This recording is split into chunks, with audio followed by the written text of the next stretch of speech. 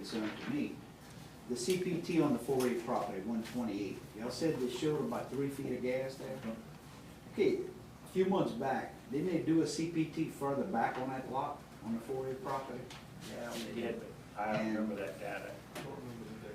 I want to say, in this area, I thought we were seeing around about 6 to 8 feet of gas in the middle. I don't know, I don't recall that, in that area. But If I anyhow, recall, the 4A property, the CPT to the back of the lot had very little at the back of the lot, because that was one of the discussions of the locations of a well there. And when they did the CPT on the back of the lot, there was very little shown there. And that was part of the reason why we wanted to put the new CPT in that BMW further west, because we didn't show any gas 6 months ago. now, if there's 3 feet of gas there on the 4A property at 128, I mean, and anybody can answer this question, I just wonder if the circle of influence of, say, well 36, I mean, I'm wondering, is well 36 gonna get rid of that gas? Anybody wanna speculate on that? From our standpoint, the Tetra Tech guys, the radius of influence, when they mapped out this one, 49, 50, and 36, it basically covers all of Sportsman's Paradise. That's what I understood. And when we look at the other wells that we spaced out on the same spacing, they vented gas well, they had good gas venting rates while they still had gas there, but then they depleted. You know, the general theory is that because we've never seen, after they've depleted, we've never seen wellhead pressure return on any of the wells, you know, just by virtue of how gas wants to sit above water.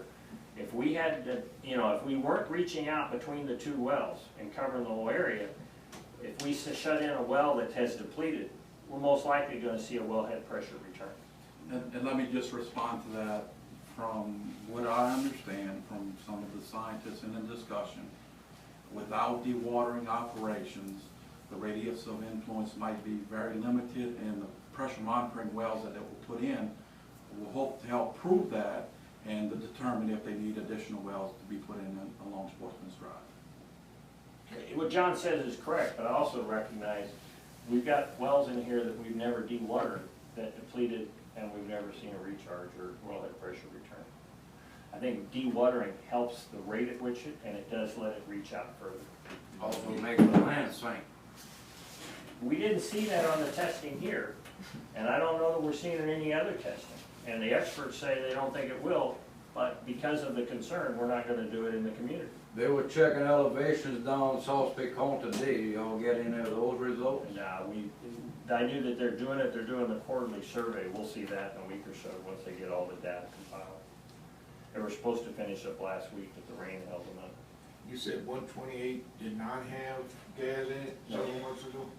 No, I No, think, we I did. think it's, Yeah. Maybe on this side. 97. We did. We It's did the 128 right behind the old 4A property. 97 was up near the canal. That's the one 97 that didn't have none. didn't show any And gas. then you put 128 in and it shows it. Right. Okay. But, I mean, we also, you know, we put ORW 58 in here and really didn't show much gas. So it looks like there's a high point ridge right in here. I asked this to John a while back.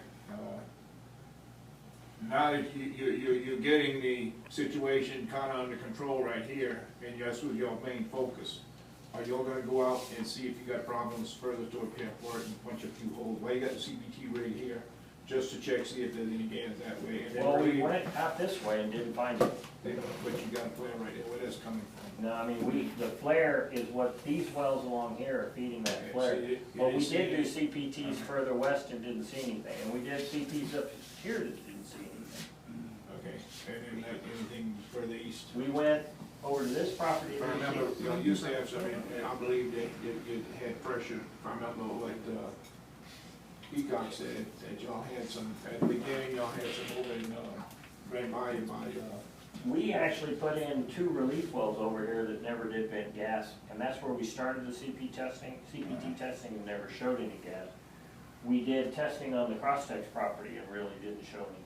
Mike, you're satisfied? Mike, that's the GeoProbe you're referring to that had pressure on it. Right. Are you satisfied? that they don't have any? No. Are you satisfied in it, what No. they're doing, with the assessment now? The discussion that is currently happening with the comments to the 10th Amendment, and we are gonna discuss more about that, about the delineation and how far the gas is gonna be out, so it's gonna be under discussion. Okay. So the answer is no, I'm not satisfied yet, but we are gonna discuss. Okay. I know in the meeting in April with Gary Peacocks and somebody, he asked the question, well, why don't you P&A the wells over here, because we've never seen the gas. But I'm sure we'll have more discussion about it. On the east side, I think they can make some steps to prove that. On the west side is my biggest concern. Mhm. The top of the MRA aquifer, as it goes east, goes deeper. So the gas, when the gas was released, it tended to go this way. Right. Does it will keep going deeper over here, or leave it? It actually goes back deeper, and that, we didn't see any gas over here, and we didn't see any gas up here. Switching gears about the sinkhole, what's the latest on the current depth of the sinkhole? I think it was the last survey, it was around 200 feet. 262 Sunday, What was it? 262. John measured, 262. our measurement's 200 feet. Well, y'all did mid-April and we were only a foot apart, so Okay, we mid-April. were, I'll give it to him. They were 206, I was 205, but it's been dropping about 8 feet a week. And as of Sunday, it was 262. Sunday before was 259. And I have them, I do them every Sunday. So this past Sunday, 262. We'll see what the next survey shows. Yeah, and when you do it, you're doing just a manual drop with a weight? Yes. And with Miller Engineers, what do they do? They do both. They do the weight as well, and that's when we were a foot apart in mid-April. But their main tool is the fathometer, and Yeah. they just map it with that. You'll do it in the same location? I do it in the same location each time. They have a But different the location? last April, yes, he did it, according to his GPS, he was in the same spot. In general, So 25 feet or y'all so. want equal in April, but not next week. I visually line mine up. I don't use GPS. I visually line it up with a couple of spots in the sinkhole and drop it in the same spot each time. And I usually can find it.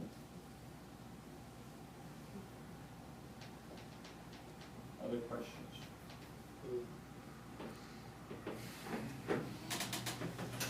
I tell you, it's that we've had bubbling right down there at the main pipeline crossing for 2 years now. And somehow we have managed to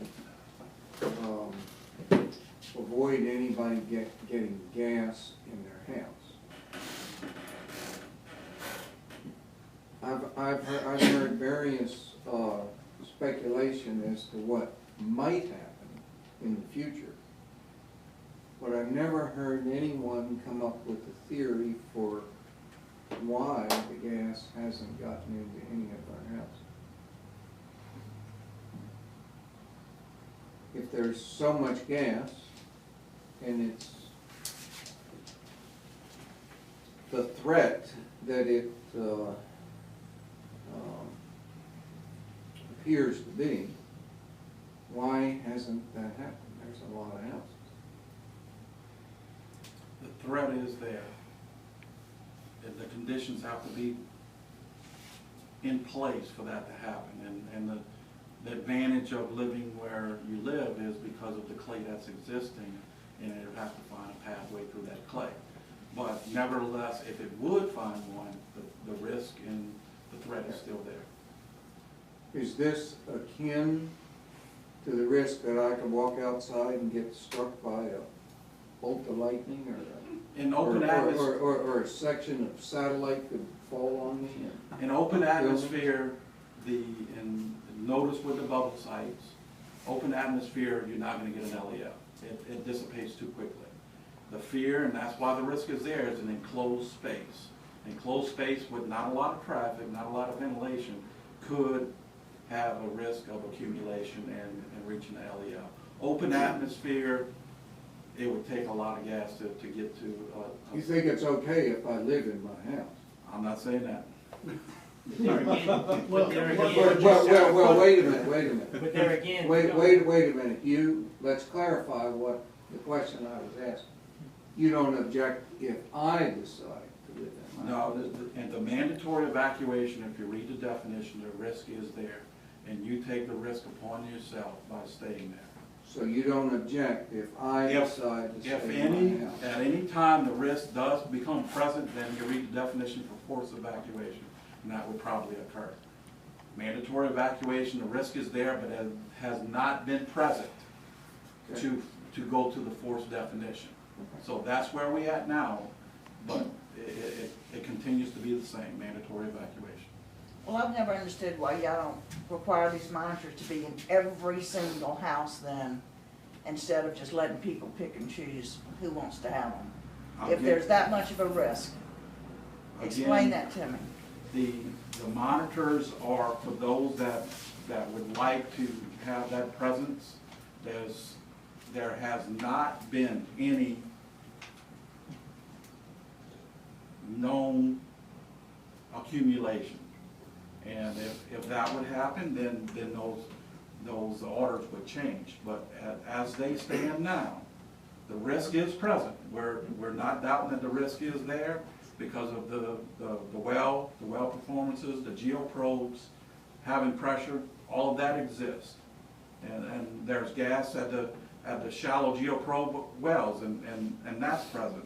But it has not accumulated anywhere where to force everything to happen. So Then I repeat so my it's- question, why are you not requiring the monitors to be in every house? What's the point of me having one if my next door neighbor's not going to? Because if they blow up, they're gonna blow me up. You Yeah. need to understand that we're on the mandatory evacuation is for you to evaluate all of that and whether you want to be there or not. I guess in her response too is, I'm agreeing with her, the DNR has they approached it as everything's an abundance of caution. Well, this ought to be an abundance of caution also. And again, it's John's not under the being honest. definition of mandatory evacuation. John's not being honest. He's. No, I mean, but they are here, that's what I'm saying. Right. Everything else is an abundance, not to John, but to DNR. The vent wells, the CPT, everything that's being done is abundance of caution. Well, the monitors ought to be also. And that's another reason why another thing that we have to evaluate when you decide to stay here. If your neighbor doesn't have a monitor, and you're afraid he's gonna blow up, then that's something you have to take into consideration. That's correct. for It yourself. shouldn't matter if nobody's staying, there's still workers here, there's still postal workers coming in and out, delivery people, trash people, everybody, you know, the public is still coming in and out here.